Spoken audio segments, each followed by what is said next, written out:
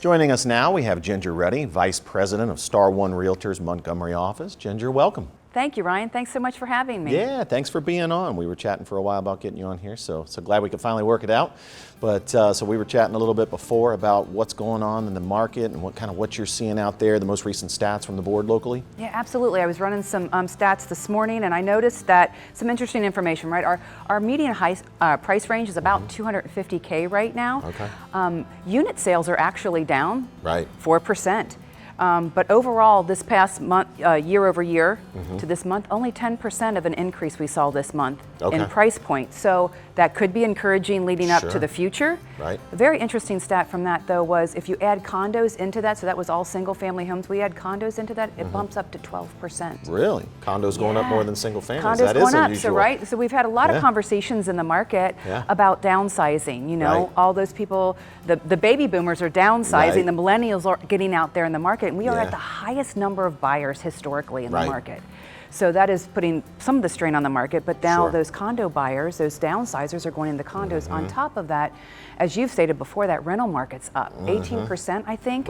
Costs are up, so people are saying, hey, listen, maybe I don't want to take care of a property, but I can get a condo and have some of this taken care of for me. So that's really driving that market as well. Yeah, those are crazy stats. It's encouraging, though, that if we only saw 10% year-over-year increase, in pricing, because the most recent national report that just came out this morning was 20%, nationally, year-over-year numbers in terms of price appreciation, which, as we both know, is certainly not sustainable, not healthy. Not healthy, and Cincinnati's always been a little bit more conservative when it comes to their spending dollars anyway. So maybe that's a piece of that. Yeah, could be. Yeah, could be. So right now, as far as what you're seeing out in the market, with sellers and getting 27 offers, what are some things they should be looking for? Is the highest offer always the best? Or? Highest.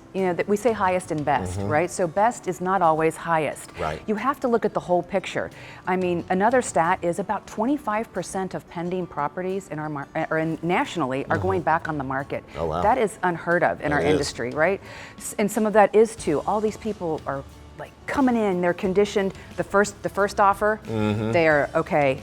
They're a little conservative on it. Right. Then the next, third, fourth, even up to the 10th offer that they've now missed out on, they get really aggressive and they start those bidding wars on properties. They start giving gap on appraisals and saying we can make up the difference. They start waiving inspections. But what is as is? Are we really waiving inspections? Right. As is not what it seems to be, and that's part of it, right? We're already overpaying, and then we're getting inspections still done for buyers' knowledge, and then the buyers find some major items. Right.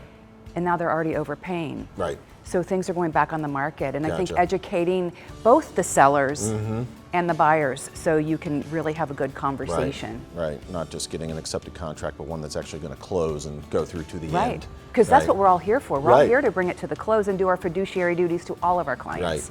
Right. Yeah, education is key, certainly, and I feel like there's a little bit of a gap there recently with clients, certainly. So what are you seeing out there for buyers? I mean, what will be some tips for them? There's so much buyer fatigue still in the market. There is. I mean, definitely, I think the trend's going to continue where we're trying to educate them to start a little bit lower than what they're approved for. Right. Knowing it's going to go up.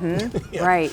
And then competing with those cash offers, because we know there's investors out there buying and they're coming in cash. However, I think most home sellers would appreciate selling to somebody who's going to live a legacy on in their property. We see a lot of that. So if you can get them, work with a prime lending of the world and get them all the way through underwriting, now they're as strong as a cash buyer. Right.